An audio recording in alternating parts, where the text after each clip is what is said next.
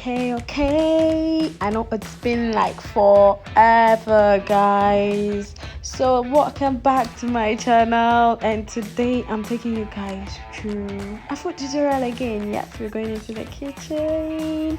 Yeah, so today I decided to take you guys through how I make my okra stew when I'm in a hurry, like a super fast way. This for, let's say, the working class, you're just in a hurry, there's no much time to go the raw fast way. Now this is for you. I'm not saying my style is the best.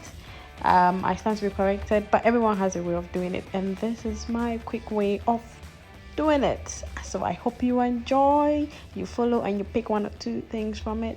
It looks yummy already, right? Now let's get started. Let me teach you how I got this done.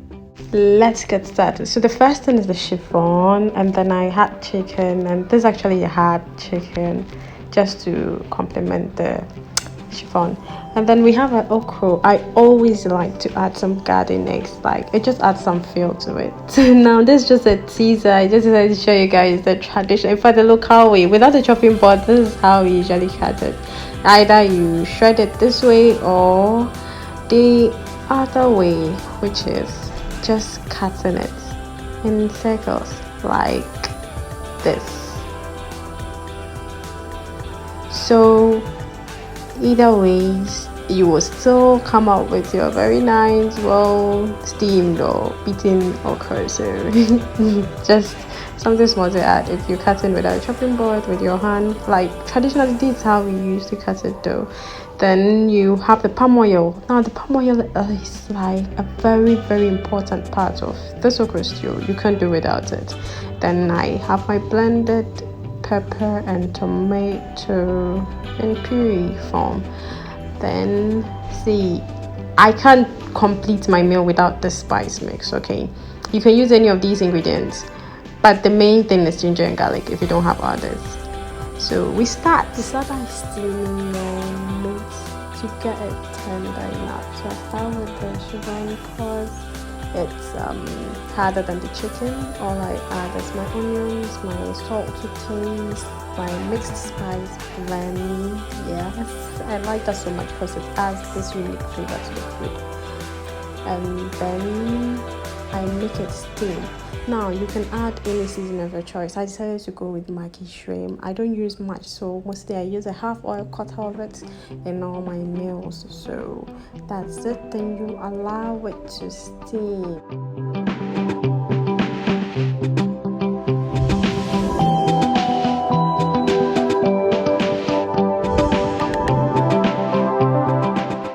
I stir in between time just to make sure everything blends very well and it steams properly. Now whilst this is steaming, I start by steaming my okra as well. What I have in my hand here is potassium nitrate called saltpeter. Like generally it occurs naturally, it's a natural occurring mineral that's harvested, and we use it to cook. This is just to bring out the sliminess of the okra and then give it that green, like it brings out the color the color of it. Just like this, you see how slimy and green and fresh it's looking. It also helps preserve our food. So when next you see this, know that this is a natural occurring food preservative and also adds a lot to our meals. So you steam your okra, make sure it doesn't overcook. It should turn out like this. And then we go back to our meat. So the chiffon is half cooked, and then I'm adding the chicken, so it continues cooking together. Some people do not mix different meats in one pot, but it doesn't really matter. At the end of the day, it's the meat you eat, right? Yeah, so I add it in and then allow it to keep cooking.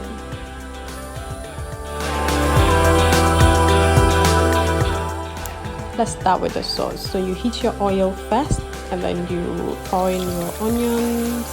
I usually like to add this green tiny chili pepper to all my food because it adds this unique flavor to it. Then you add the spice mix. Okay, I add it too. So you add that, and then the next thing would be dipping in the meat, not just any than the chiffon. You would add in the chiffon and then you stir. Make sure it's incorporated into the oil. Now note, you are not frying it, because remember you've added the blended liquid spice mix and then your onions, so you're just trying to incorporate the flavor from the meat into the food, and also to add up to the substance of the meat before adding the tomato paste. So you stir very well and then allow it to simmer for some time. Then you would go ahead, after it's cooked for some time, to add in your tomato and pepper mix, just as I'm doing. Now, after you add that, you make sure you mix it, you stir so it blends in very well. You are still not adding the chicken to it. Take note, you're still not adding the chicken to your sauce. So you stir and allow it to cook for some time. Then you add in your half-cooked okra, just as I'm doing. You make sure you add it in and then you stir. Note, once you add in the okra, it means your sauce is almost done, because you're not going to cook it for long.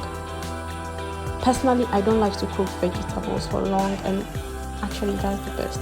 So you make sure the sauce is cooked to whatever point you want. You add your seasoning and extra salt to taste if you need to add any extra chili or however you wanted to do that. Because once you add the okra, you don't cook for long. And right after stirring in the okra, you add in your chicken, because that's the last one. The chicken cooks, like, it gets so tender so fast, so you don't have to overcook it. So it's one of the last things you add. And when you add that, you stir it in so it also gets incorporated into your okra stew, and then you just allow it 2 to 3 minutes on fire, and then your okra stew is ready for consumption. Yes. And this turned out like super good and yummy, delicious. Like, I just edited while I was recording or editing this video, and I'm still enjoying it. I hope this tutorial helped you, and I hope you would try your hands on it, and then I hope you would comment on this video. Let me know what you think about the method I used. How fast was it when you tried and all that? And if you haven't subscribed to my channel, kindly subscribe. Remember to subscribe for more exciting videos. So I made this with Banku. The video for Banku will be loading soon. Bye.